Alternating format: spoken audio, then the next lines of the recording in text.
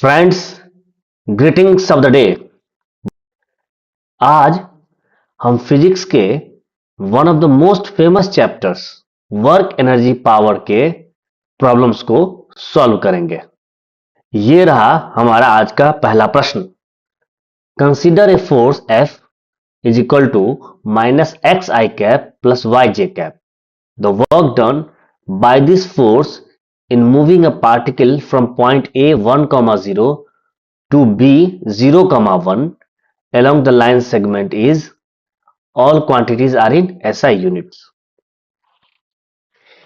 इस केस में हमें पूछा गया है कि वर्क डन क्या होगा इस फोर्स के द्वारा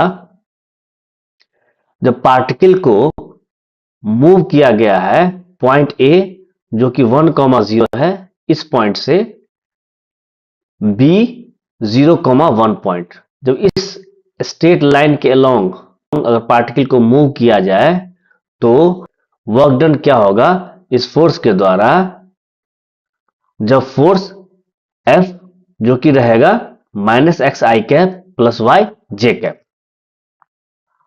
तो हम जानते हैं कि work done by a force वो क्या होता है, formula F dot d are, यानी फोर्स इंटू डिस्प्लेसमेंट जो है वो हमें क्या देता है, वर्क देता है। तो उसे जब वेक्टर नोटेशन में हम लिखते हैं तो उसे डॉट प्रोडक्ट के तौर पर लिखा जाता है कि F vector dot d are vector.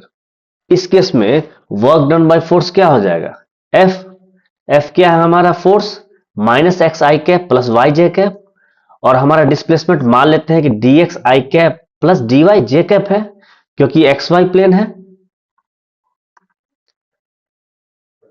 तो जब हम इसे डॉट प्रोडक्ट इसका करेंगे तो वर्क डन क्या हो जाएगा, माइनस एक्स डी एक्स, क्योंकि आई डॉट आई क्या होता है 1 होगा और आई के बीच में जो एंगल है वो क्या है 0 है। तो आई डॉट आई क्या हो जाएगा, मैग्नीट्यूड 1 इंटू कॉस 0 जो कि हो जाता है 1। इसका मतलब आई डॉट आई क्या होगा 1 होगा, लेकिन आई डॉट जे क्या हो जाएगा, आई डॉट जे हो जाएगा cos 90 degree, 1 into 1 into cos 90 degree, मतलब 0 हो जाएगा। उसी तरह से जे डॉट आई भी 0 होगा और जे डॉट जे क्या हो जाएगा 1 होगा। तो जब इसे हम एक्सपेंड करेंगे तो वर्क डन क्या हो जाएगा, minus x d x plus y d y, और एक्स वेरी कहां से कहां तक कर रहा है 1 से 0 तक जा रहा है, क्योंकि ए पॉइंट पे एक्स कोऑर्डिनेट क्या है 1 है तो 1, और बी पॉइंट पे एक्स कोऑर्डिनेट क्या है 0 है तो 0। तो 1 से 0 तक एक्स वेरी कर रहा है। उसी तरह से वाई कहां से कहां तक वेरी कर रहा है, ए पॉइंट का कोऑर्डिनेट वाई कोऑर्डिनेट क्या है 0 है और बी पॉइंट का वाई कोऑर्डिनेट क्या है 1 है। तो इसलिए जो y होगा वो वेरी करेगा 0 से 1 तक।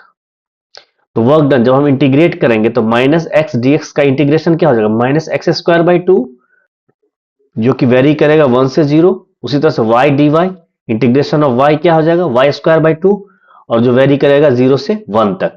तो जब हम 0 पुट करेंगे तो 0 आएगा और माइनस 1 बाई 2 जो कि प्लस 1 बाई 2 हो जाएगा, प्लस 1 बाई 2 माइनस 0, और जब इसे ऐड करेंगे तो क्या हो जाएगा 1 जूल। इसलिए जो वर्क डन होगा इस फोर्स के द्वारा वो क्या हो जाएगा 1 जूल हो जाएगा। इसलिए इस केस में हमारा आंसर हो जाएगा ऑप्शन सी। आइए हम अगला प्रश्न को सॉल्व करते हैं। When a rubber band is stretched by distance x, it exerts a restoring force of magnitude F is equal to ax plus bx square, where a and b are constants. The work done in stretching the unstretched rubber band by L is, मान लीजिए ये rubber band है, अभी unstretched है, और जब इसे stretch किया जाएगा L लेंथ तक तो वर्क डन क्या होगा इस फोर्स के द्वारा F is equal to a x plus B x square. इस प्रॉब्लम में भी हम work done is equal to F dot D x का फॉर्मूला लगाएंगे या एफ डॉट डी आर का फॉर्मूला लगाएंगे, क्योंकि यहाँ फोर्स जो है सो एक्स का फंक्शन है इसलिए हम डी एक्स वेक्टर हम लिखते हैं। तो वर्क डन क्या हो जाएगा एफ डॉट डी एक्स, और एफ क्या है force A x plus B x square into D X, जो कि हो जाएगा जब इंटीग्रेट करेंगे तो A X square by 2 plus B X cube by 3, और हमारा एक्स वेरी करेगा 0 से L तक। जब हम ये वैल्यू पुट करते हैं तो हमारा वर्क डन आएगा AL² by 2 plus BL³ by 3। इसलिए इस केस में work done AL² by 2 plus BL³ by 3 होगा जब अनस्ट्रेच्ड रबर बैंड को L लेंथ से स्ट्रेच किया जाता है तब। इसलिए हमारा आंसर हो जाएगा option C. A force F 2 plus 3x I cap acts on a particle in the x direction where F is in Newton and x is in meter. The work done by this force during a displacement from x is equal to 0 to x is equal to 4 meter is। इस problem में हमें एक particle दिया हुआ है, मान लीजिए वो पार्टिकल है P, और उस पर बताया जा रहा है कि फोर्स F एक्ट कर रहा है किस डायरेक्शन में, x डायरेक्शन में। ये रहा हमारा कोऑर्डिनेट, तो हमारा x डायरेक्शन इधर है और y डायरेक्शन इधर है। तो जो फोर्स F है वो x डायरेक्शन में एक्ट कर रहा है और इस पार्टिकल P का डिस्प्लेसमेंट फोर्स F के कारण हो रहा है x डायरेक्शन में, और डिस्प्लेसमेंट हो रहा है x इज इक्वल टू 0 यानी ओरिजिन से लेके x इज इक्वल टू 4 तक। मतलब जब पार्टिकल ओरिजिन से x इज इक्वल टू 4 तक जाएगा तब हमसे पूछा गया है कि वर्क डन कितना होगा इस फोर्स F के कारण, जो कि है 2 + 3x I कैप। इस तरह के प्रॉब्लम में हम जानते हैं कि वर्क डन क्या होता है, F वेक्टर डॉट dx यानी फोर्स डॉट डिस्प्लेसमेंट। तो इस प्रॉब्लम को सॉल्व करने के लिए हमें इसी कंसेप्ट को यूज करना होगा। तो हम जानते हैं कि वर्क क्या हो गया, फोर्स, और यहां पर फोर्स क्या है 2 + 3x I cap dot displacement, और डिस्प्लेसमेंट किस डायरेक्शन में है, मान लेते हैं dx, और उसका डायरेक्शन है I कैप, क्योंकि फोर्स का डिस्प्लेसमेंट x डायरेक्शन में है, क्योंकि हमारा पार्टिकल मूव कर रहा है या डिस्प्लेस हो रहा है x इज इक्वल टू 0 से x is equal to 4 metre तक ही। इसलिए 2 + 3x I cap dot dx I cap यानी फोर्स और डिस्प्लेसमेंट का जो डॉट प्रोडक्ट होगा वो क्या हो जाएगा 2 + 3x इंटू dx, क्योंकि I डॉट I क्या होगा 1 हो जाता है। तो हमें इंटीग्रेशन करना है 2 + 3x dx का, और x कहां से कहां तक वेरी कर रहा है, x वेरी कर रहा है 0 से लेकर 4 तक। और हम जानते हैं कि इंटीग्रेशन x⁴n का क्या होता है, x⁴n + 1 डिवाइडेड बाय n + 1, यानी जो पावर होता है उसमें 1 ऐड हो जाता है और उसका डिवीजन भी उसके पावर जो एडेड 1 पावर है यानी n + 1 है उससे डिवाइड भी होता है। ये होता है x⁴n का integration.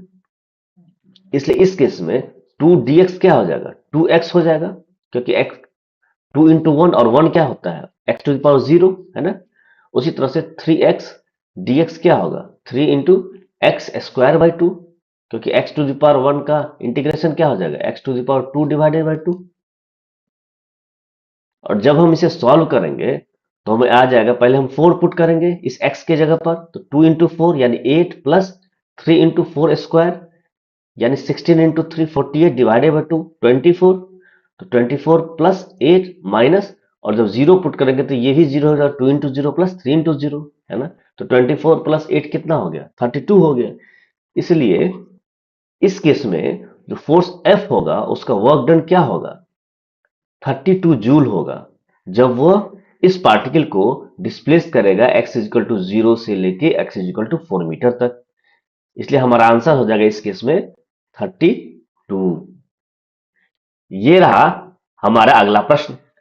A block of mass 10 kg is moving along x-axis under the action of force F is equal to 5x Newton. The work done by the force in moving the block from x is equal to 2 meter to 4 meter will be। ये भी similar problem है, लेकिन यहाँ particle की जगह पे block है और फोर्स भी डिफरेंट लग रहा है यानी एक्ट कर रहा है इस ब्लॉक पर। तो मान लीजिए ये हमारा ब्लॉक है, initially x is equal to 2 पर है,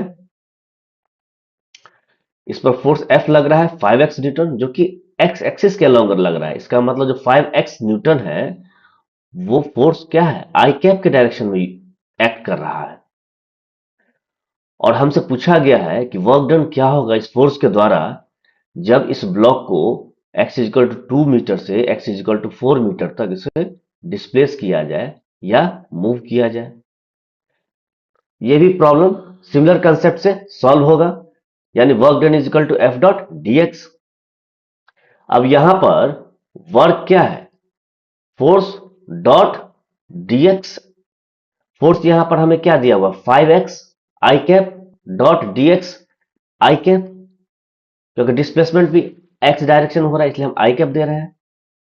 तो इसका डॉट प्रोडक्ट करेंगे तो 5x dx आ जाएगा, और हमारा x वेरी कहां से कहां तक कर रहा है, 2 से 4 तक कर रहा है। और हम जानते हैं कि x to the power n का जो इंटीग्रेशन होता है वो क्या होता है, x to the power n plus 1 divided by n plus 1। तो यहाँ पे 5 इंटू एक्स का इंटीग्रेशन क्या होगा, x to the power 2 divided by 2, है ना।